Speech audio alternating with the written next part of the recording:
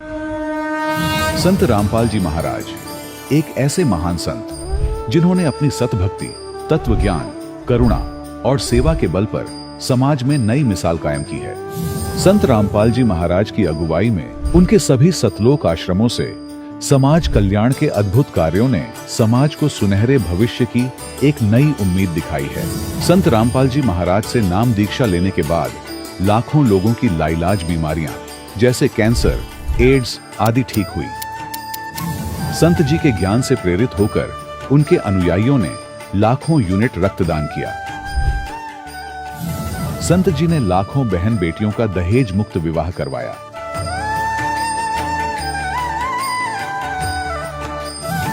संत जी ने लाखों लोगों का नशा छुड़वाया, करोड़ों उजड़े परिवार बसे। संत जी के आश्रमों में समागम के दौरान निःशुल्क नेत्र चिकित्सा, दंत चिकित्सा प्रदान की जाती है। संत रामपाल जी महाराज द्वारा समय समय पर पर्यावरण संरक्षण के उद्देश्य से बड़े स्तर पर वृक्षारोपण किया जाता है। संत जी ने जरूरतमंदों को तत्काल राहत पहुंचाने के लिए एम्बुलेंस सेवा शुरू की। संत जी अपने अनुयायियों को देहदान के लिए प्रेरित करते हैं, जिससे मानवता की सेवा और चिकित्सा क्षेत्र में सुधार हो सके।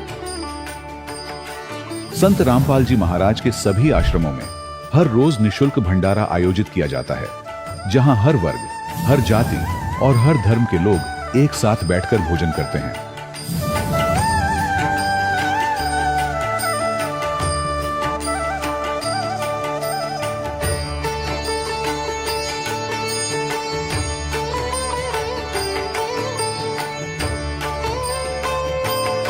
संत रामपाल जी महाराज के आश्रम में हजारों बुजुर्गों को सम्मान और प्यार के साथ जीवन जीने का अवसर मिलता है। उनके खाने, रहने और स्वास्थ्य की पूरी जिम्मेदारी संत रामपाल जी महाराज उठाते हैं। अनाथ बच्चों के लिए संत रामपाल जी महाराज के सभी आश्रम किसी वरदान से कम नहीं। यहाँ उन्हें शिक्षा, संस्कार और भविष्य के लिए बेहतर अवसर प्रदान किए जाते हैं। चाहे बाढ़ हो, भूकंप या महामारी, संत रामपाल जी महाराज और उनके अनुयायी हमेशा ही जरूरतमंदों के लिए सबसे आगे खड़े रहते हैं। कोविड महामारी के दौरान संत रामपाल जी महाराज के आश्रमों से करोड़ों लोगों के लिए भोजन, दवाइयां और जीवन रक्षक सामग्रियां उपलब्ध कराई गई। चाहे गरीब की मदद हो या किसी शोषित और पीड़ित वर्ग के हक और सम्मान की लड़ाई, संत रामपाल जी महाराज ने हमेशा ही उनकी दबी आवाज को सरकारों तक पहुंचाया है और उन्हें उचित न्याय दिलवाने में अहम भूमिका अदा की है।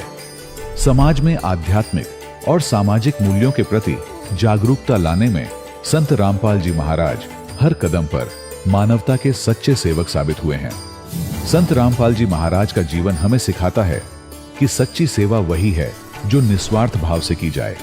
आइए हम भी इस महान सेवा के कार्य में इस महान संत से जुड़ें और संत रामपाल जी महाराज से नाम दीक्षा लेकर अपने जीवन को धन्य बनाएं।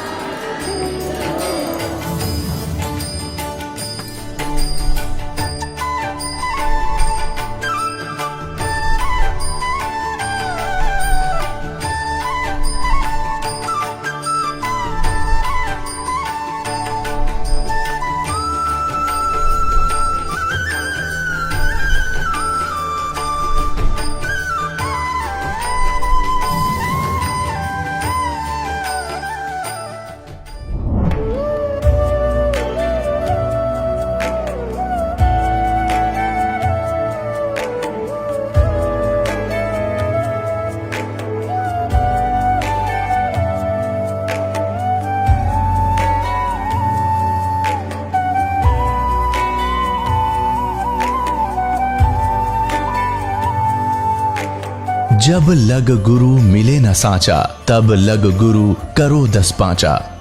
क्या गुरु बदल सकते हैं?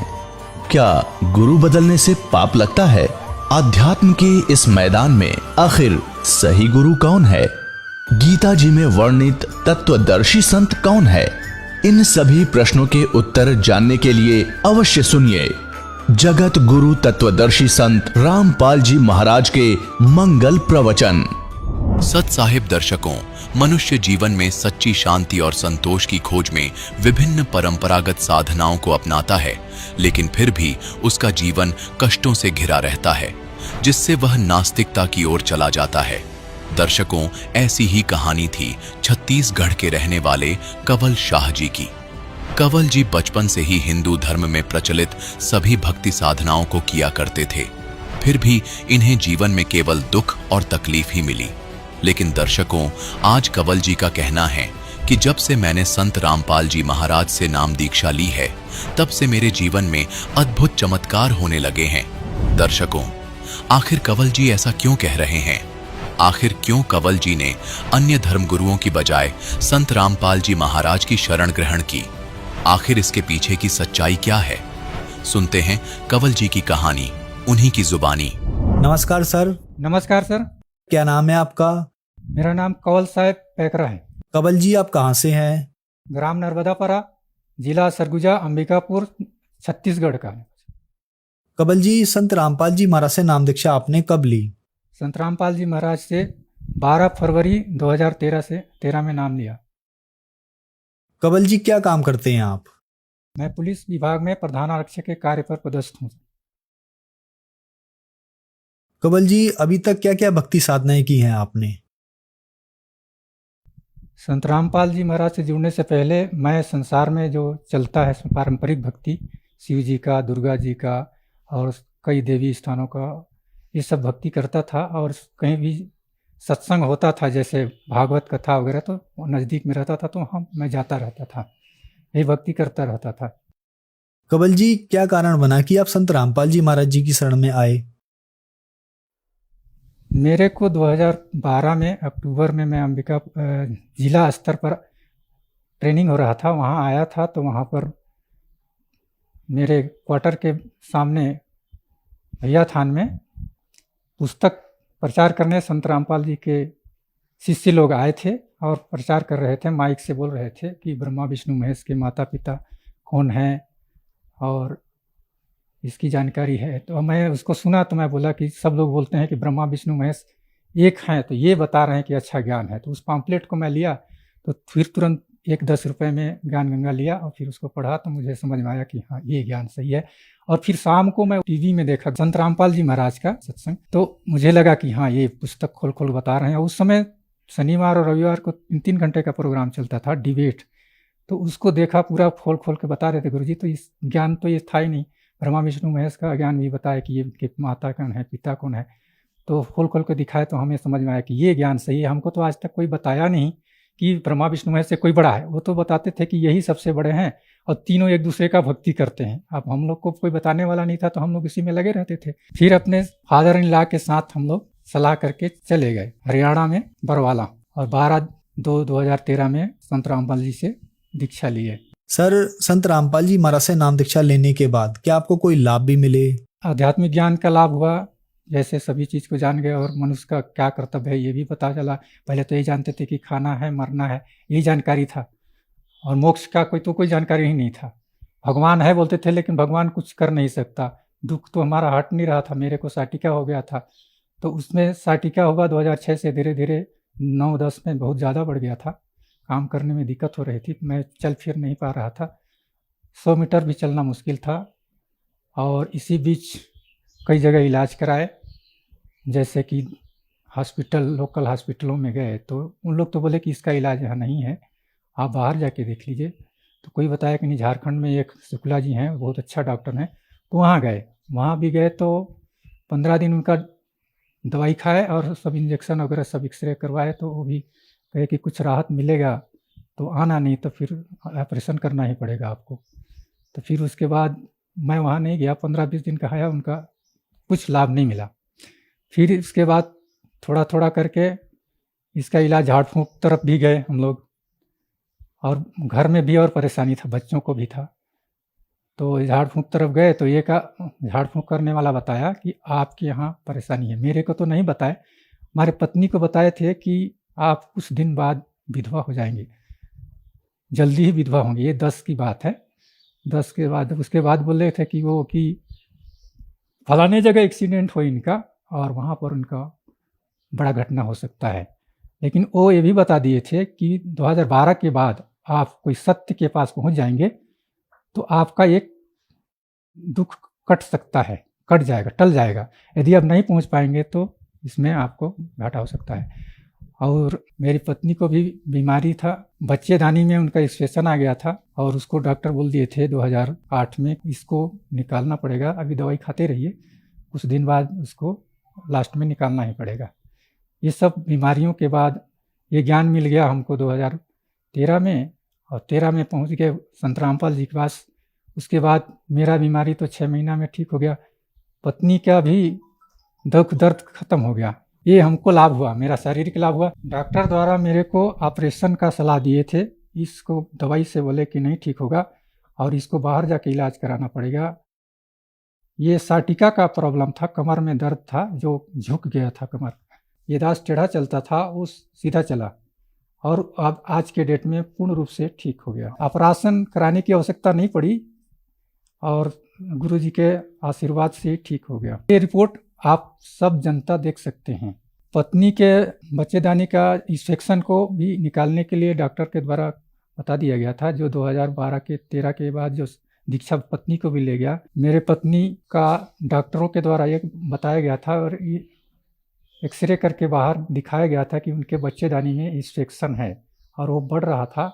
उसको कुछ दवाई से स्लो कर रहे थे, लेकिन बोले कि लास्ट में अब ये ठीक नहीं होगा, इसका ऑपरेशन ही करना पड़ेगा। जब हम लोग 2013 में नाम दीक्षा संत रामपाल जी महाराज से लिए, उसके बाद उनका भी दर्द खत्म हो गया और आज तक उनका कोई दवाई नहीं चल रहा है। उनके आशीर्वाद से ही ये सब ठीक है, ठीक हो गया। अवेदास का जब एक्सीडेंट हुआ था वहाँ पर मृत्यु होना था, हुआ भी, और जो इसने बताया तांत्रिक ने और भी कुछ बताया था जो प्रमाण के आधार पर मैं कह सकता हूँ कि इसको कैसे प्रमाणित कर सकते हैं कि आपको एक्सीडेंट से मृत्यु होना था। तो हमारे घर में वो बताए थे कि आपके बड़े भाई की मृत्यु आपके माता जी से पहले होगा और वैसे ही हुआ, और जो जंतर मंतर करता है उसको भी कठिन परेशानी होगा, ऐसा वो बताए थे जो आपके घर में प्रेत भेजता है। तो वो सब आज सभी बच्चे ठीक हैं। पहले हर 2 महीना 3 महीना में हॉस्पिटल से इलाज कराने जाते थे, आज परमात्मा की कृपा से, संत रामपाल जी की कृपा से हम लोग सब ठीक हैं, स्वस्थ हैं। और परमात्मा का आर्थिक स्थिति तो परमात्मा पहले से ही छोटा सा नौकरी दिए है तो चल ही रहा है। और पहले पैसा नहीं बचता था, ये दास पहले आता था उधर से लाए, कहीं से 2 नंबर का बिल आते थे, अब इसको भूल भूलने की ज़रूरत ही नहीं है। तो उसमें मिला के फिर परमात्मा जैसे बोलते हैं संत रामपाल जी, इधर से लाओ और उधर और दे दो, तो ऐसा ही होता था, वो बचता नहीं था। अब दीक्षा लेने के बाद कुछ पैसा बच रहा है, अनावश्यक खर्च भी नहीं हो रहा है। ईमानदारी से नौकरी करता हूँ, आजकल तो एक पैसा किसी से लेते नहीं है। सर, आपके गुरुजी संत रामपाल जी महाराज बहुत ही अच्छे समाज का निर्माण कर रहे हैं। आपने ही बताया कि आप एक ईमानदार जिंदगी व्यतीत कर रहे हैं, तो जो दर्शक आज आपको देख रहे हैं और वो भी संत रामपाल जी महाराज से नाम दीक्षा लेना चाहते हैं तो कैसे ले सकते हैं? जो दर्शक देख रहे हैं आज टीवी में इस इंटरव्यू को या सत्संग को, नीचे पट्टी है, इसमें नंबर है, उसमें से एक SMS करके ज्ञान गंगा का पुस्तक मंगाएं और पढ़ें और सत्संग सुने और उसको मिलाएं अपने शास्त्रों में और उसको विश्लेषण करें, और उसके बाद अपना ज्ञान के आधार पर फिर से मोबाइल में उनका वो नंबर पूछ लें और नामदान केंद्र नज़दीक का बता दिया जाएगा। फिर संत रामपाल जी महाराज से दीक्षा ले लेंगे। धन्यवाद सर। सच्चा है। दर्शकों, अभी आपने सुने संत रामपाल जी महाराज से दीक्षा प्राप्त करके सुखी हुए भक्त के अनुभव।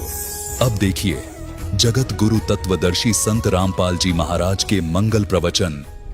तो यहाँ ये भी बताया कि उल्टे लटके हुए संसार रूपी वृक्ष के सभी विभागों से जो परिचित है, स वेदविद, वो वेद के तात्पर्य को जानने वाला अर्थात तत्वदर्शी संत है। उसके पश्चात परमेश्वर के 15वें अध्याय के 4थे श्लोक में लिखा है, तत्वदर्शी संत की प्राप्ति के उपरांत परमेश्वर के उस परम पद की खोज करनी चाहिए जहां जाने के बाद साधक लौटकर कभी संसार में नहीं आते, और जिस परमेश्वर ने सारे ब्रह्मांडों की रचना की है, और केवल उसी की भक्ति करो। गीता ज्ञान दाता अपने से अन्य उस पुरुषोत्तम परम अक्षर ब्रह्म की भक्ति करने के लिए कहता है, जिससे आपकी जन्म और मरण छूटेगा। 7वें अध्याय के 29वें श्लोक में गीता ज्ञानदाता कहता है कि मेरे इस ज्ञान का जो आश्रय कर लेता है, यानी तत्वदर्शी संत की जो खोज कर लेता है और तत्व ज्ञान से जो परिचित हो जाता है, जरा मरण मोक्षाय माम आश्रित ये तंती, ये तत् ब्रह्म विदु कृष्णम अध्यात्म कर्मम च अखिलम। इसका अर्थ ये है, गीता ज्ञानदाता कहता है कि मेरे इस ज्ञान को जो आधार मान के तत्वदर्शी संत की खोज कर लेता है, वो व्यक्ति तत्ब्रह्म से और सारे अध्यात्म ज्ञान से और सभी कर्मों से परिचित हैं, जो जरा और मरण से छूटने के लिए ही प्रयत्न करते हैं। जरा माने वृद्ध अवस्था का दुख और मरण माने मृत्यु। इस बुढ़ापे के दुख और मृत्यु के दुख से जो छूटने के प्रयत्न कर रहे होते हैं, वे उस तत्ब्रह्म से परिचित हो चुके हैं और मेरे इस ज्ञान का आश्रय कर लिया है। उन्होंने तत्वदर्शी संत की खोज कर लिया।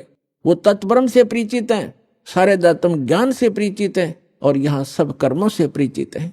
वो यह संसार की किसी वस्तु की इच्छा नहीं करते, वो केवल जरा माने वृद्धावस्था के दुख से और मरण माने मृत्यु से छूटने का ही प्रयत्न करते हैं।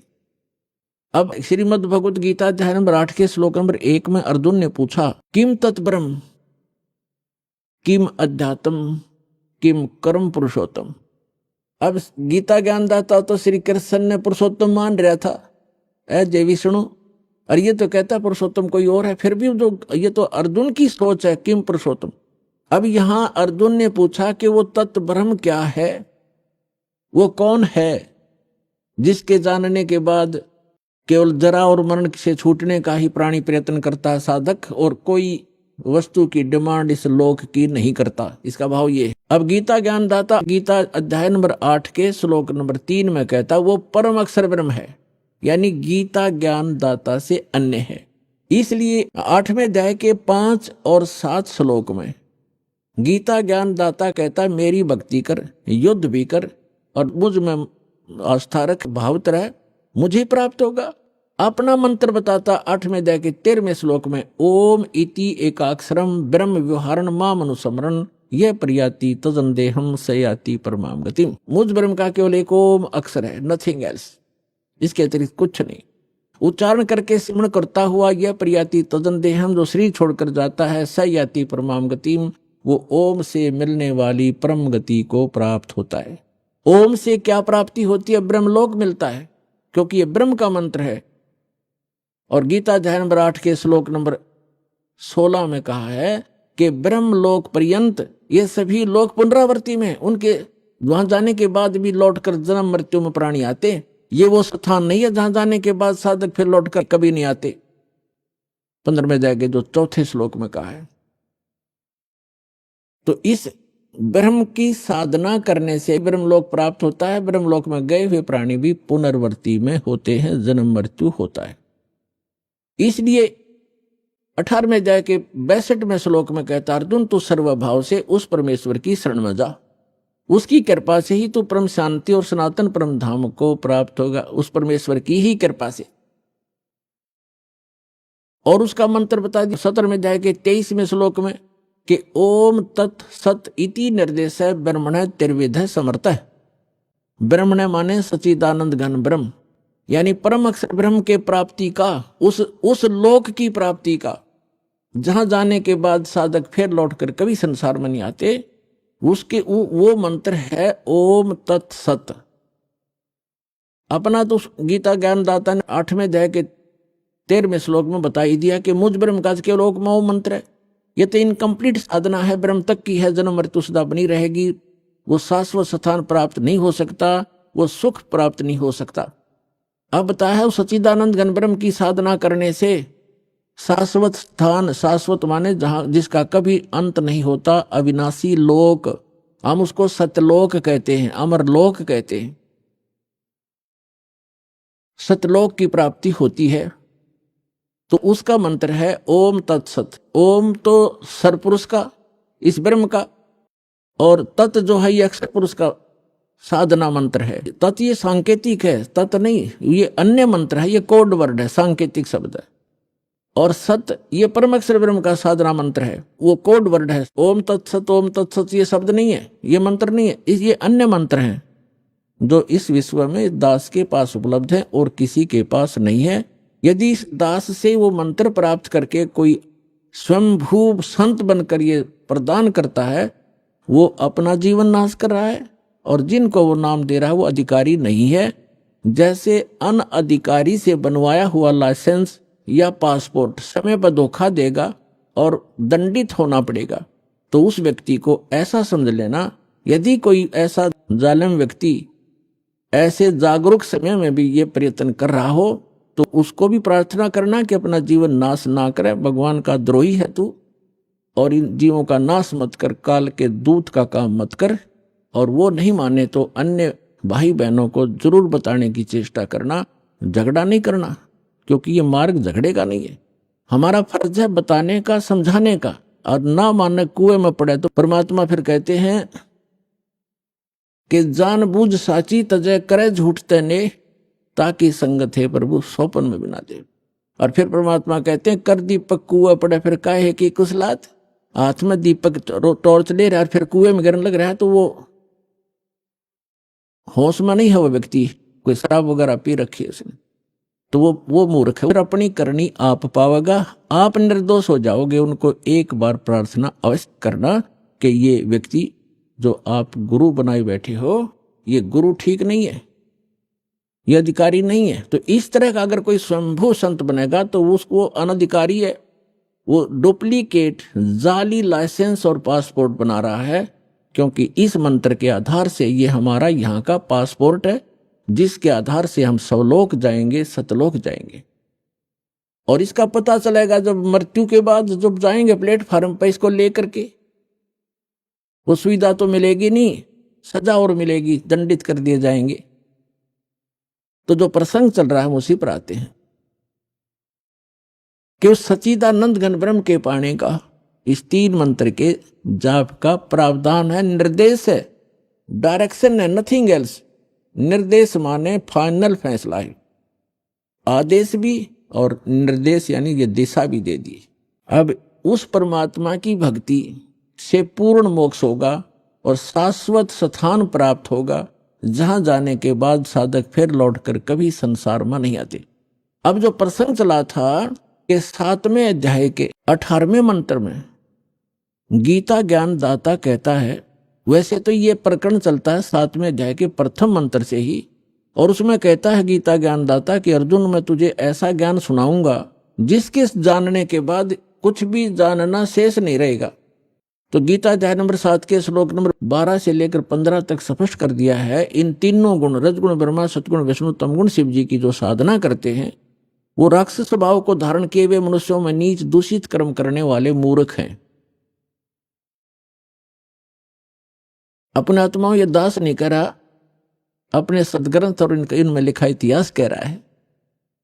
तीनों गुण रजगुण ब्रह्मा सतगुण विष्णु तमगुण शिव जी हैं। ये बहुत बार प्रमाणित भी किया। श्री मद देवी भागवत सचित्र मोटा टाइप 3रा स्कंद 123 पृष्ठ गीता प्रेस गोरखपुर से प्रकाशित में पढ़ सकते हैं, जिसमें स्वयं विष्णु जी स्वीकार करते हैं अपनी माता की स्तुति करते हुए कि तुम शुद्ध स्वरूपा हो, ये सारा संसार तुम्ही से उद्भासित हो रहा है। मैं ब्रह्मा और शंकर यानी विष्णु जी कह रहे, हम तीनों नासवान हैं, हमारी जन्म मृत्यु होती है, तुम ही नित्य हो। फिर भगवान शंकर कहते हैं कि यदि ब्रह्मा जी आपके पुत्र हैं तो मैं भी आपका पुत्र हूं, मैं तमोगुण हूं, तीनों गुणों से उत्पन्न हम ब्रह्मा विष्णु महेश रजगुण ब्रह्मा सतगुण विष्णु तमगुण शिव जी केवल नियमित कार्य ही करते हैं। और मार्कंडेय पुराण गीता प्रेस गोरखपुर से प्रकाशित सचित्र मोटा टाइप के 123 पृष्ठ पर कहा है, मार्कंडेय जी बता रहे हैं कि यही 3 देवता हैं और यही 3 गुण हैं, और ये ब्रह्म की प्रधान शक्तियां हैं। ब्रह्म माने सर्वपुरुष इस काल की ये प्रधान शक्तियां हैं, ये तीनों इसके मंत्रियां हैं, और यही 3 देवता हैं, यही 3 गुण हैं, रजगुण ब्रह्मा सतगुण विष्णु तमगुण शिव जी। मुंबई से प्रकाशित है खेमराज श्री कृष्णदास प्रकाशन मुंबई से, उसके 3रे स्कंद में लिखा है, शंकर भगवान खुद कहते हैं कि यदि आप हमारे ऊपर दया युक्त हैं, हे माता मुझे तमोगुण क्यों बना दिया, विष्णु जी को सतोगुण क्यों बना दिया, ब्रह्मा जी को रजोगुण क्यों बना दिया। इति सिद्धम रजगुण ब्रह्मा सतगुण विष्णु तम गुण शिव जी है। तो श्रीमद् भगवत गीता अध्याय नंबर 7 के श्लोक 12 से लेकर 15 का निष्कर्ष ये है कि गीता ज्ञानदाता ये सरपुरुष है, ब्रह्म है, और ये कह रहा है कि इन तीनों गुणों रजगुण ब्रह्मा सतगुण विष्णु तम गुण शिव जी की जो साधना करते हैं, इनको इष्ट रूप में पूजते हैं, ये राक्षस स्वभाव को धारण किए हुए मनुष्यों में नीच दूषित कर्म करने वाले मूर्ख, ये मुझे नहीं भजते, यानी ब्रह्म साधना भी नहीं करते। अब यहां थोड़ा सा निष्कर्ष देना पड़ेगा कि तीनों गुणों के उपासक यानी ब्रह्मा जी, विष्णु जी, शिव जी के उपासकों को राक्षस स्वभाव का क्यों कहा, दूषित यानी बुरे कर्म करने वाला, मूर्ख और नीच क्यों कहा। जैसे रजगुण ब्रह्मा की साधना की थी, पूजा की थी हिरण्यकशिपु ने,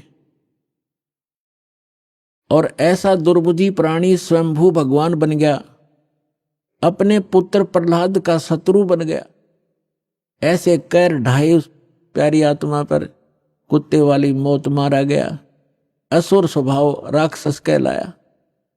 कहते हिरणाकुश छाती तड़वाई और ब्राह्मण बाणा कर्म कसाई। ब्राह्मण माने भक्त, कर्म तो दिखे तो भगत साधना करता, और ऐसे कर्म करे, कैर तोल दिया उस बालक के ऊपर, अपने पुत्र पर, इन मान बढ़ाई के भूख्यान। तो इससे दुष्ट और कौन होगा, नीच दूषित कर्म करने वाला मूर्ख, या जल्लाद के काम करे, उसने अपने पुत्र का दुश्मन बन बैठा और अपनी अंत में दुर्गति को प्राप्त हुआ, राक्षस कहलाया। कहते हिरणाकुश छाती तुड़वाई और ब्राह्मण बाणा और कर्म कसाई। फिर भगवान तमोगुण शिव की पूजा की थी रावण ने, और किस संज्ञा को प्राप्त हुआ खूब आपको पता है।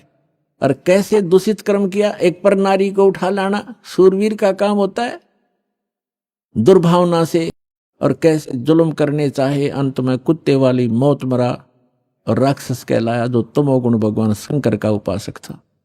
एक भस्मागिरी नाम का शिव का उपासक, तमोगुण शिव का साधक, अंदर में दोष लिए हुए भगवान शिव के महल के सामने कैलाश पर्वत पर चिरासन पर 12 वर्ष तक तपस्या करता रहा, हठ योग करता रहा। उसने वहां पर धरना दे दिया। एक दिन पार्वती जी ने कहा कि जी आप तो महादेव के देव हैं, महापुरुष हो, आपके घर में किस वस्तु की कमी है, क्या मांगता है आपका पुजारी, इसको देव और फारिग करो। 12 वर्ष के बाद भगवान शिव ने कहा कि मांग भी भस्मागिरी, क्या मांगता है। ये गिरिपुरी नाथ होगड़न, ये 10 ये सन्यासी जितने हैं ये भगवान शिव के उपासक हैं, 10 नामी वगैरह। जब भगवान शिव ने कहा कि मांग क्या मांगता है भस्मागिरी, तो ऐसे ही उसी पोजीशन में उसने कहा कि भगवान पहले वचनबद्ध हो तब मैं मांगू। भगवान शंकर ने कहा, सोचा ले मांग लेगा जो मांगेगा, भगत है क्या मांगेगा, ये को सिद्धि ले लेगा छोटी मोटी। तो उसने कहा ठीक है भाई मैं वचनबद्ध हो गया। भगवान शिव ने कहा तो भस्मागिरी खड़ा हो गया और कहा अपना भस्म कंडा मुझे दे दो, जो हाथ में भगवान शिव ने पहन रखा था। उस कड़े में ऐसी शक्ति थी कि जिसके सिर पर ऐसे करके भस्म बोल दिया तो वो ऑटोमेटिक उसको फूंक देता था, उस वचन से ही वो अपना काम करता था। इस बात का ज्ञान था उस भस्मागिरी ने। और भस्मागिरी क्या दूषित सोच लेकर साधना कर रहा था कि इस कड़े को प्राप्त करके भगवान शिव को मार दूंगा और पार्वती को अपनी पत्नी बनाऊंगा। ऐसी दुष्ट सोच लेकर के वो साधना कर रहा था। और हम भगवान शंकर को अंतर्यामी कहा करते थे। वो ये भी नहीं सोच सका कि ये दुष्ट क्या सोच लिए बैठा है, तो अंतर्यामी भी नहीं थे वो, और अविनाशी भी नहीं थे भगवान शंकर। अभी बताता हूं। अब भगवान शिव ने वो भस्म कड़ा दे दिया क्योंकि वचनबद्ध हो गए थे। और भगवान शिव ने सोचा जंगल में रहता है, साधु संत है, राक्षसों से बचने के लिए लिया होगा। ज्यों ही भस्मागिरी के हाथ में भस्म कड़ा आया, उसने तुरंत तेवर बदल लिए और ऐसे अभद्र आकृति बनाकर कहने लगा कि होले शिव होशियार, तुझे मारूंगा, पार्वती को अपनी पत्नी बनाऊंगा, मेरा यही उद्देश्य था। आज मैं सक्सेस हुआ। यूं कह करके जो ही भगवान शिव की तरफ वो चला तो भगवान शिव ने वहां से खखाट ठा दिया, यानी बहुत तेज स्पीड से दौड़ा। आगे आगे भगवान और पीछे पीछे पुजारी। पुण्यात्माओं, अब गीता अध्याय नंबर 7 के श्लोक नंबर 12 से 15 में इनको ये संज्ञा दी गई है कि राक्षस स्वभाव को धारण किए मनुष्यों में नीच दूषित कर्म करने वाले मूर्ख। अब इससे दुष्ट कर्म और क्या होगा? जिसको इष्ट रूप में पूज रहा उसकी पत्नी पर बदनीयत है उस व्यक्ति की, अपनी मां के ऊपर बुरी नजर किए हुए वो पापी आत्मा भस्मा गिरी। तो फिर वो भगवान शिव भाग रहे हैं। देखो, भगवान शिव अविनाशी भी नहीं थे। अगर अविनाशी होते तो भागते ही नहीं, उस शस्त्र ने काम करना ही नहीं था। तो ये अविनाशी भी नहीं थे, अविनाशी थे कबीर परमात्मा। उनका सुनाएंगे कथाएं, उनको तलवारों से काट दिया फिर भी नहीं कटे, बहुत बुरा हाल किया, हर तरफ जमुना में डाल दिए, गंगा में, वहां नहीं मरे, और भी बहुत प्रहार किए। परमात्मा जो कहते हैं रहे, क्योंकि वह अविनाशी हैं। तो स्वयं परमात्मा आते हैं जब इनके ऊपर आपत्ति आती है, क्योंकि ये भी उसी परम पिता के बच्चे हैं। भगवान स्वयं पूर्ण परमात्मा पार्वती रूप बनाकर भस्मागिरी के सामने प्रकट हो गए, एक वृक्ष के नीचे खड़े हो गए। भस्मागिरी पीछे भाग रहा था अपना उद्देश्य पूर्ति के लिए कि पहले शिव जी ने मारूंगा, जब मेरा काम शुरू होगा पार्वती से फिर मिलूंगा। तो पार्वती सामने खड़ी है, उसने कहा कि डट जा महात्मा जी, आ जा, 2 मिनट बैठो। अब वो तो जैसे ये लेकर चल रहा था, उन्हें सोचा चल ठीक है 2 बात कर लेते हैं पहले ही। तो उसने कहा कि आप रुक जाओ। भस्मागिरी ने कहा कि पहले ना उसने मार का हूं मैं। तो पार्वती रूप में परमात्मा ने कहा कि वो तो आपके निकट आएगा ही नहीं, 100 किलोमीटर से उड़ा शिव नहीं डटेगा, अब नहीं रुकेगा, आप खड़े हो जाओ। तो भस्मागिरी रुक गया। तो वहां भगवान ने पार्वती रूप में कहा कि कुछ डांस डूंस करके दिखा ताकि मैं प्रसन्न हूं तेरे से। तो भस्मागिरी ने कहा कि मैं डांस नहीं जानता हूं, नाचना नहीं आता है, क्योंकि मैं साधु संत फकीर हूं, मैंने कभी ऐसा डांस सीखा नहीं। तो पार्वती रूप में परमात्मा ने कहा ला मैं सिखाती हूँ, इस हाथ को ऐसे करो, इसको ऐसे करो, इस पैर को ऐसे करो, ऐसे करो। वो तो पागल मस्त हो लिया था बकवादों में, वह जैसे कह रहे हैं वैसे करें। जब सिर पा लिया ना वो कड़े वाला हाथ, जब कह दिया भस्म वही मर गया, भस्म हो गया, राख होगी इसकी, जल गया। कड़े को लेकर विष्णु रूप धारण करके खुद पूर्ण परमात्मा भगवान शंकर के पास पहुंचे। शंकर जी ने कहा कि भाग ले विष्णु, आ जा जल्दी। भगवान विष्णु ने कहा कि रुक जा, जिस भय से आप भाग रहे हो वो मैंने नाश कर दिया है, भस्मागिरी को मैंने भस्म कर दिया है गंडत नाच नचा के, और देख ये कड़ा मेरे पास है। तब भगवान शिव कुछ रुके और कहा कहाँ जलाया आपने? उस राख को देख लिया जब दिल की धड़कन शांत हुई, उस शंकर भगवान की भस्मागिरी की राख को देख करके। अपने आत्मा उसके बाद वो भस्मा असुर कहलाया, राक्षस। तो ये बताया है कि ये राक्षस स्वभाव को धारण किए हुए मनुष्यों में नीच दूषित कर्म करने वाले त्रिगुण उपासक, रजगुण ब्रह्मा सतगुण विष्णु तम गुण शिव जी के उपासक। गीता ज्ञानदाता कहता है मेरी भक्ति भी ना करते, यानी ब्रह्म साधना भी नहीं करते, और इनको कोई समझाना चाहे तो दुश्मन बन जाते हैं उसी के। अब रह गया तीसरा, वैष्णव उपासक। विष्णु जी के उपासकों का एक उदाहरण देते हैं। कुंभ का मेला भरा था। कुंभ का एक ऐसा संयोग हर की पैड़ी हरिद्वार में और गंगा नदी के किनारे संयोग हुआ। उस कुंभ के पर्व में पर भी का कोई समय निर्धारित किया जाता है। उस निर्धारित समय में स्नान करना होता है, वो 1 घंटे की या आध घंटे की ही होती है, या 2 घंटे का समय होता है। ये सभी अब वहां जाकर के जहां पर भी लगती है, जिस भी सरोवर में, उस समय वो हर की पैड़ी हरिद्वार में लगी हुई थी। तो सभी जैसे गिरी अलग पुरी न्यारे, नागा अलग से, कनपाड़े अलग, नाथ न्यारे, वैष्णु अलग से, सन्यासी अलग से, दशनामी अलग से, ये वहां अपने अपनी जमात में, अपने ग्रुप में, समूह में पहुंच जाते हैं।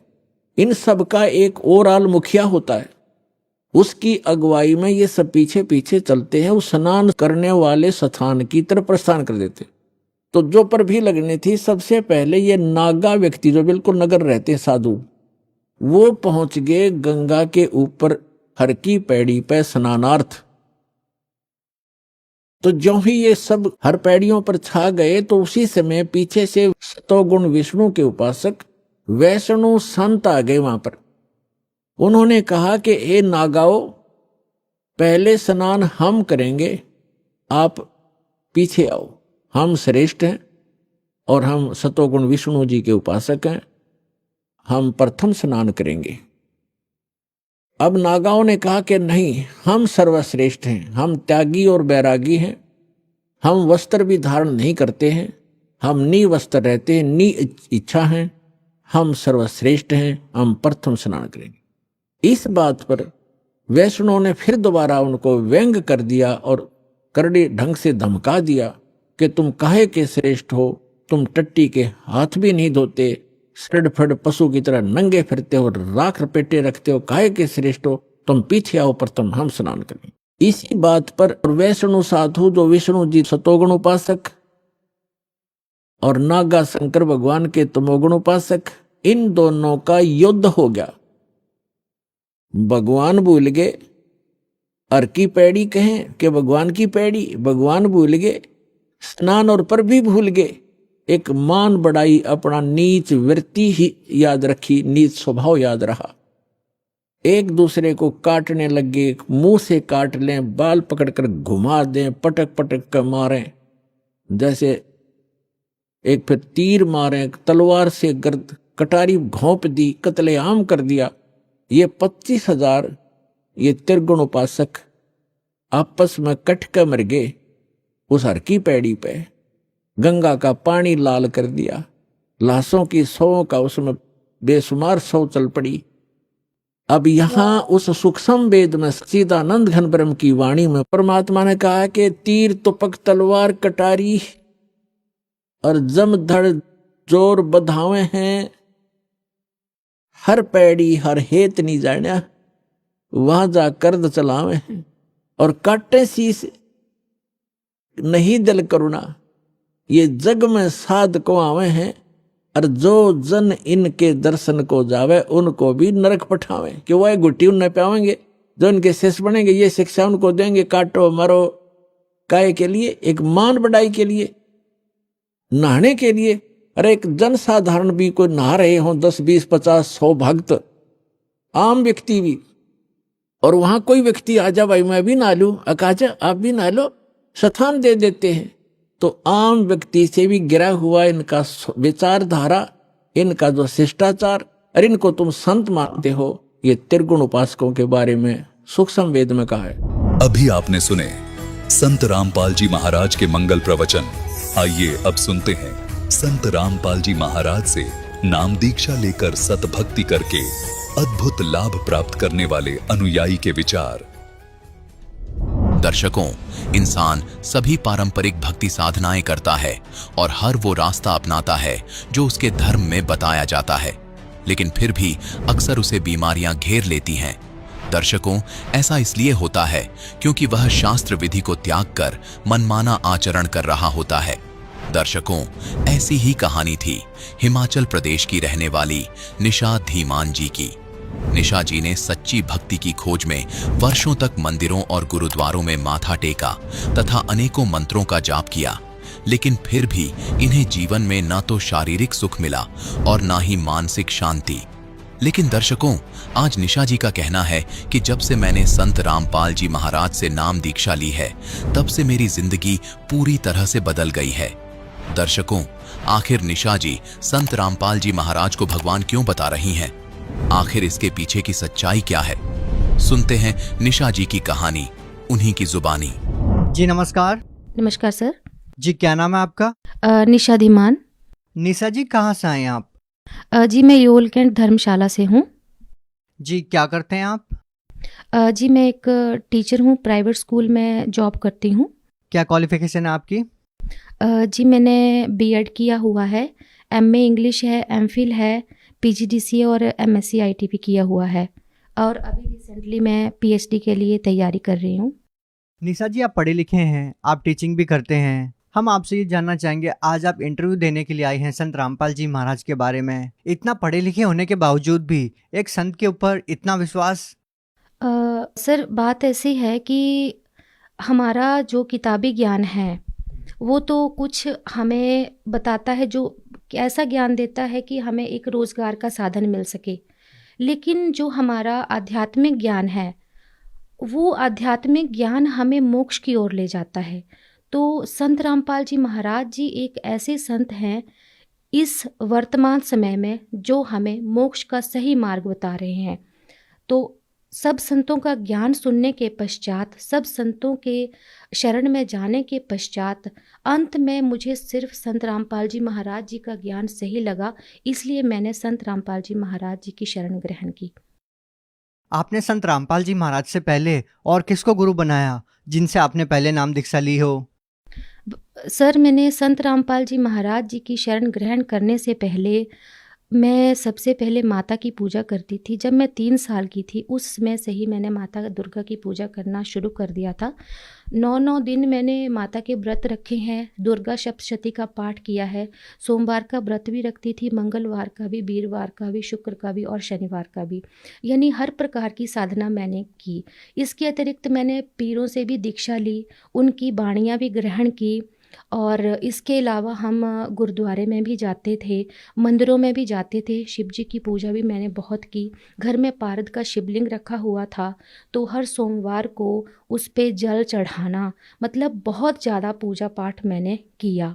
इसके अलावा मैंने राधा स्वामी पंथ से जो ठाकर सिंह महाराज हैं उनसे भी मैंने नाम दीक्षा ग्रहण की थी। मैं 11 साल उनकी शरण में रही, लेकिन जिस दिन मैंने उन संत की शरण ग्रहण की थी उस दिन से ही मेरे पर दुखों का पहाड़ टूट पड़ा, यानी मुझे मेरी पढ़ाई के अकॉर्डिंगली मतलब पूरा लाभ नहीं मिल पा रहा था। इसके अलावा मैंने डॉक्टर श्रीमाली जो हैं उनसे भी शरण ग्रहण की थी, लेकिन मुझे कहीं भी सेटिस्फेक्शन नहीं मिला। तो अंत में मुझे सिर्फ संत रामपाल जी महाराज जी की शरण में ही जाना पड़ा। निशा जी, जैसे कि आपने बताया कि पहले आप देवी दुर्गा की भी भक्ति करते थे, और आपने बताया कि पहले आप राधा स्वामी पंथ में भी रहे हैं, और अब आपने संत रामपाल जी महाराज से नाम दीक्षा ली है। हम आपसे ये जानना चाहेंगे कि क्या कारण रहा कि आपने राधा स्वामी पंथ छोड़कर संत रामपाल जी महाराज से नाम दीक्षा ली? सर, ऐसा है कि इतनी भक्ति करने के बावजूद भी जब मेरी शादी होगी तो उसके बाद जो है मेरी हालत ख़राब होने लगी। ऐसा हुआ कि मुझे जो है वो दर्द रहने लगी।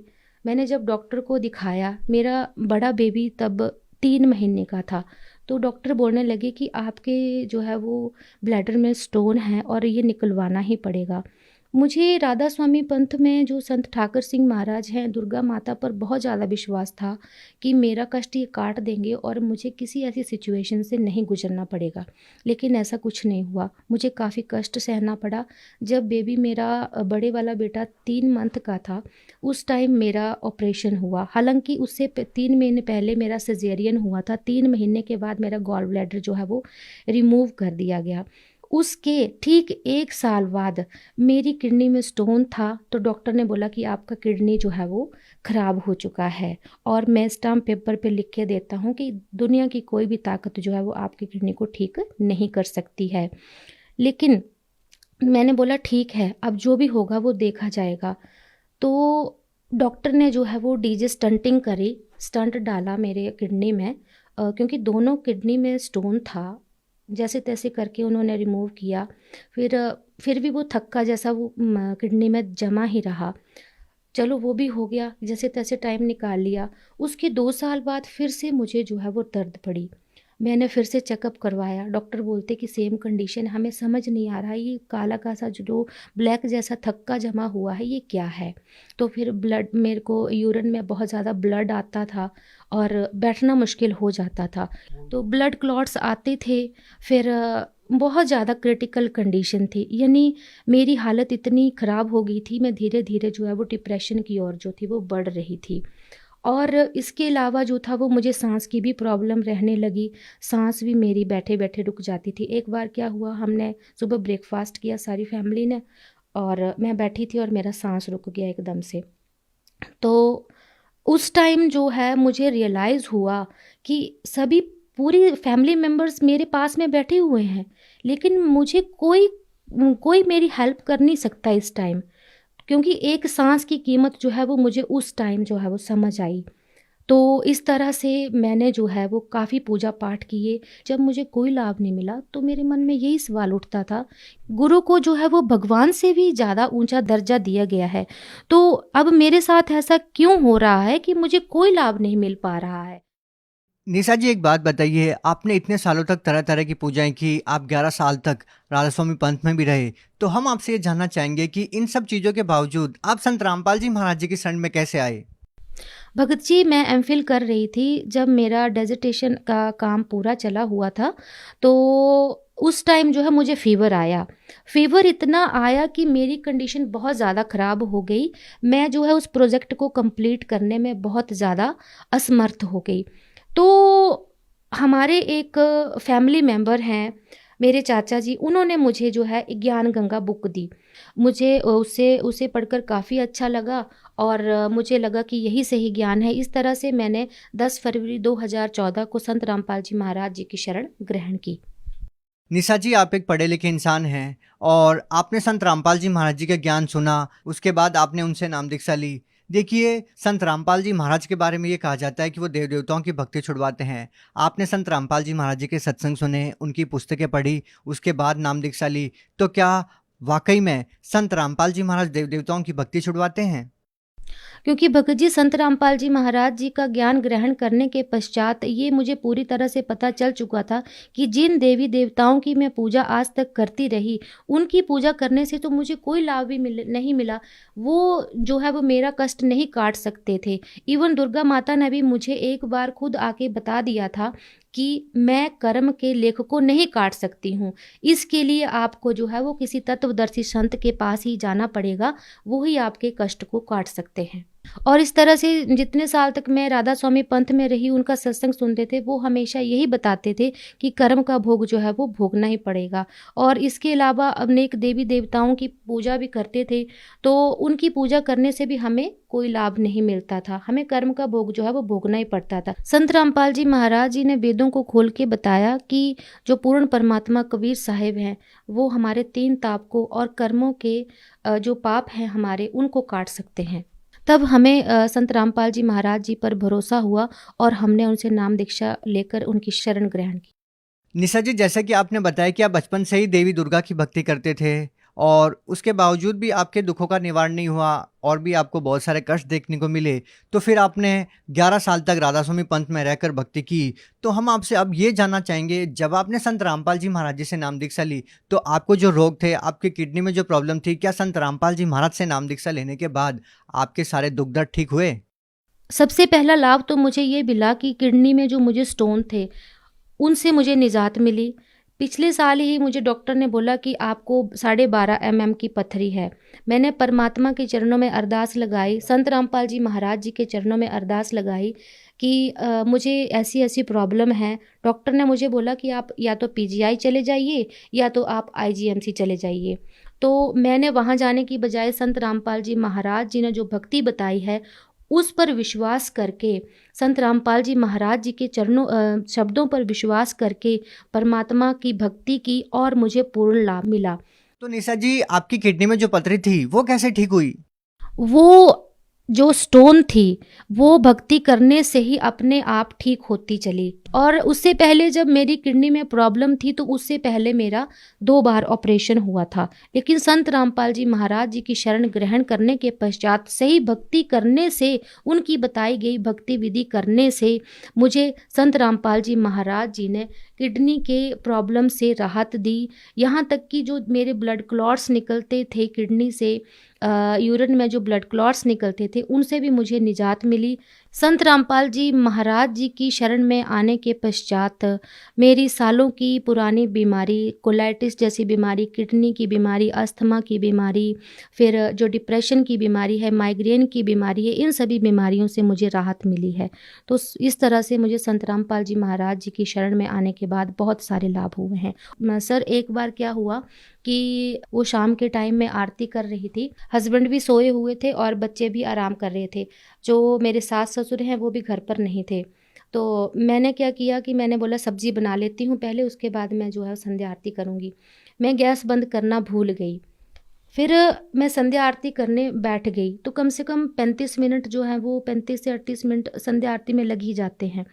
मैं बैठी रही आराम से। जब संध्या आरती ख़त्म होने वाली थी तो मुझे एकदम से याद आया कि मैंने तो सब्जी रखी है गैस पर चढ़ा के और वो तो जल जाएगी आज। हे परमात्मा, आज मैं कैसे खाना खिलाऊंगी घर वालों को, और आज तो मतलब ये जल गई, अब मैं क्या बनाऊंगी। परमात्मा, अब मैं आपकी शरण में हूँ, अब मैं बैठी हूँ, अब आप ही सब कुछ करेंगे। तो कुछ देर बाद क्या हुआ कि किचन में जैसे बर्तनों की आवाज़ आने लगी, जैसे कुकर में सब्जी डाली थी तो उसको कोई हिला रहा है, ऐसा मुझे लगा। तो मैं थोड़ी देर के लिए डर गई। मैंने बोला पता नहीं क्या चीज़ है, और बस 2 मिनट के लिए ये चीज़ हुई और उसके बाद जो है वो कोई आवाज़ नहीं हुई। तब तक संध्या आरती भी ख़त्म हो गई। मैं उठ के रूम्स में गई, सारा चेक किया कि अभी हस्बैंड उठ गए होंगे या बच्चे, बड़ा बेटा उठ गया होगा, शायद उन्होंने किया होगा। तो वो आराम से सो रहे थे और इसके अलावा घर में कोई भी नहीं था। फिर जब मैंने देखा तो बर्तन जो थे वो रखे हुए थे और मतलब एक चम्मच था उस पर सब्जी लगी हुई थी, और मैंने जब कुकर में सब्जी को देखा तो सब्जी जली नहीं थी। हालांकि वो सब्जी जो है वो 35 मिनट तक जो है वो गैस पर रखी हुई थी। तो इस तरह से संत रामपाल जी महाराज जी आके यहाँ तक इतना कर जाते हैं कि मतलब संत रामपाल जी महाराज जी बोलते हैं कि अगर आप परमात्मा की सही भक्ति करते हैं, उनके बताए भक्ति मार्ग पर चलते हैं, तो परमात्मा आपके घर पे आके बैठ जाते हैं। तो ये बात जो है मेरे साथ बिल्कुल सच साबित हुई है। निशा जी, एक बात बताइए, आप देवभूमि हिमाचल से बिलोंग करते हैं और यहाँ पर भी संतों की भरमार है, तो फिर हम आपसे जानना चाहेंगे कि हरियाणा इतनी दूर जाकर श्रद्धालु संत रामपाल जी महाराज जी से नाम दीक्षा क्यों ले? क्योंकि संत तो अनेक हैं, लेकिन सच्चा संत जो है वो सिर्फ एक ही होता है। और संत रामपाल जी महाराज जी जो हैं इस टाइम इस पूरे विश्व में अकेले एक ऐसे संत हैं जो शास्त्रों के अनुकूल साधना विधि बता रहे हैं, और उस भक्ति को करके अनेक लोगों को बहुत सारे लाभ मिल रहे हैं। निशा जी, एक बात बताइए, संत रामपाल जी महाराज जी तो बहुत ही सिंपल से साधारण से दिखने वाले संत हैं। ना वो भगवा वस्त्र धारण किए होते हैं, ना वो अपनी बड़ी बड़ी दाढ़ी रखते हैं, ना गले में मालाएं डाल के रखते हैं। तो फिर लोग संत रामपाल जी महाराज जी को कैसे पहचान पाएंगे कि वो एक संत है? सर मेरा मानना है कि संत की पहचान उसके कपड़ों से, उसके पहनावे से नहीं होती है कि उसने लाल पीले कपड़े, बड़ी बड़ी जटाएं, दाढ़ी, माथे पे तिलक लगा रखा हो, मालाएं डाल रखी हों। लेकिन अब हमारे संत रामपाल जी महाराज जी जो हैं दिखने में साधारण है, लेकिन उनके पास ही वो पूर्ण ज्ञान है जो विश्व में किसी भी संत के पास नहीं है। क्योंकि संत रामपाल जी महाराज जी जो हैं वो शास्त्रों को खोल खोल के बता रहे हैं, शास्त्र विधि बता रहे हैं, शास्त्र अनुकूल साधना बता रहे हैं, और हम सबको इतने सारे लाभ दे रहे हैं। तो इस वजह से हम जो है अन्य संतों की शरण में जाने की बजाय संत रामपाल जी महाराज जी की शरण में ही जाएं, ताकि हमें पूर्ण लाभ मिल सके और सबसे बड़ा हमें मोक्ष मिल सके। आप भगत समाज को क्या संदेश देना चाहते हैं? भगत समाज को मैं यही संदेश देना चाहती हूँ कि आप सभी संत रामपाल जी महाराज जी की शरण में आइए और उनकी शरण ग्रहण कीजिए, बिकॉज संत Rampal ji Maharaj is the only saint in the whole world who is telling the true path of salvation. इनके अलावा और कोई भी संत जो है वो शास्त्र विरुद्ध साधना दे रहे हैं। इसके अलावा सर मैं आपको एक और बात बताना चाहती हूँ। मेरी दादी जी 60 साल से राधा स्वामी पंथ से जुड़ी हुई थी, तो उनको लगभग 25 साल तक खून की उल्टी होती रही। जिस दिन वो राधा स्वामी पंथ में गई थी दीक्षा ग्रहण करने, उस दिन से ही उनको ये उल्टी खून की शुरू हो गई थी। तो 25 साल तक तो मैंने भी देखा है कि उनको खून की उल्टी होती रही है। लेकिन जैसे ही संत रामपाल जी महाराज जी की शरण में हम गए, उस दिन हम 400 किलोमीटर का सफ़र तय करके बरवाला गए, तो हम देखकर हैरान थे कि उनको कोई उल्टी नहीं हुई। वो बिल्कुल ठीक ठाक संत रामपाल जी महाराज जी के शरण में पहुंची, वहाँ पे नाम दीक्षा ग्रहण की और उसी दिन हम 400 किलोमीटर वापस आए। तो हम इस चमत्कार को देखकर हैरान थे कि जिनको इतने सालों से खून की उल्टी हो रही है वो आज बिल्कुल तंदुरुस्त हैं और घर में आके सबसे ज़्यादा एक्टिव वही थे। तो आप सभी से यही निवेदन है कि आप सभी संत रामपाल जी महाराज जी को समझो कि ये कोई आम इंसान नहीं है, ये खुद पूर्ण परमात्मा है, क्योंकि पूर्ण परमात्मा ही हमें घोर कष्ट से मुक्ति दिला सकते हैं। इस तरह से मैं यही कहना चाहती हूँ, सर्व समाज से यही निवेदन है मेरा कि संत रामपाल जी महाराज जी की शरण ग्रहण कीजिए और अपना कल्याण करवाइए। जी बहुत बहुत धन्यवाद। नमस्कार जी। संत रामपाल जी महाराज एक ऐसे महान संत जिन्होंने अपनी सतभक्ति, तत्व ज्ञान, करुणा और सेवा के बल पर समाज में नई मिसाल कायम की है। संत रामपाल जी महाराज की अगुवाई में उनके सभी सतलोक आश्रमों से समाज कल्याण के अद्भुत कार्यों ने समाज को सुनहरे भविष्य की एक नई उम्मीद दिखाई है। संत रामपाल जी महाराज से नाम दीक्षा लेने के बाद लाखों लोगों की लाइलाज बीमारियां जैसे कैंसर, एड्स आदि ठीक हुई। संत जी के ज्ञान से प्रेरित होकर उनके अनुयायियों ने लाखों यूनिट रक्तदान किया। संत जी ने लाखों बहन बेटियों का दहेज मुक्त विवाह करवाया।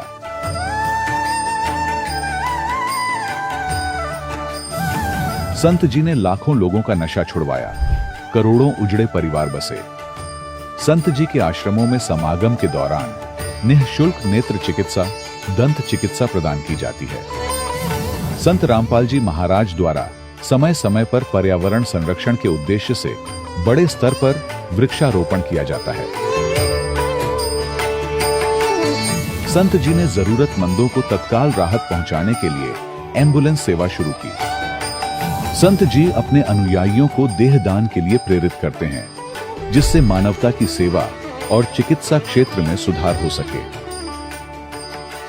संत रामपाल जी महाराज के सभी आश्रमों में हर रोज निशुल्क भंडारा आयोजित किया जाता है, जहां हर वर्ग, हर जाति और हर धर्म के लोग एक साथ बैठकर भोजन करते हैं।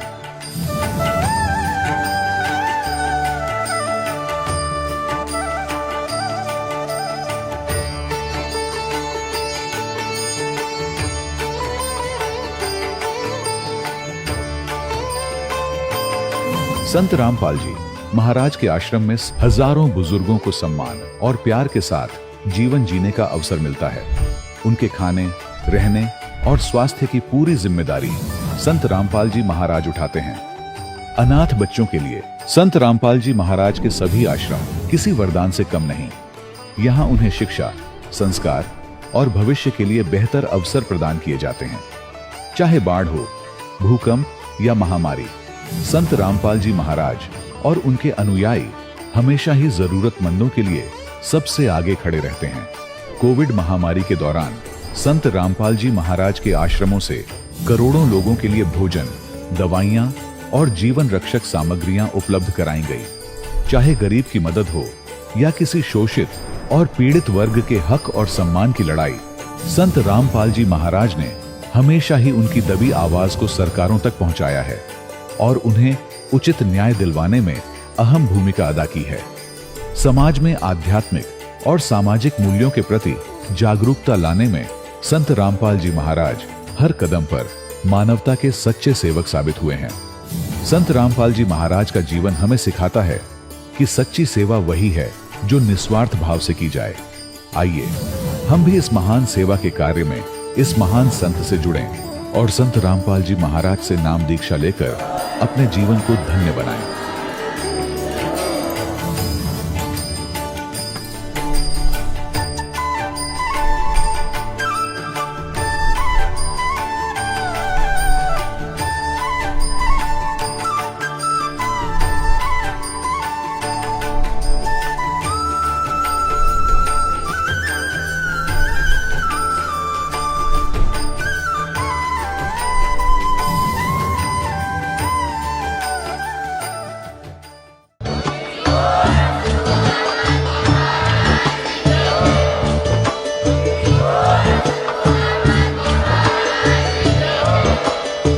सुन रहे थे जगत गुरु तत्वदर्शी संत रामपाल जी महाराज जी के मंगल प्रवचन। अधिक जानकारी के लिए विजिट कीजिए हमारी वेबसाइट www.jagatgururampalji.org। संत रामपाल जी महाराज जी के शुभ आशीर्वाद से पूरे विश्व भर में 500 से भी ज्यादा नाम दीक्षा केंद्र हैं, जिन पर संत रामपाल जी महाराज जी द्वारा ऑनलाइन निशुल्क नाम दीक्षा दी जा रही है। अपने नजदीकी नाम दीक्षा केंद्र का पता करने के लिए संपर्क करें 8222880541।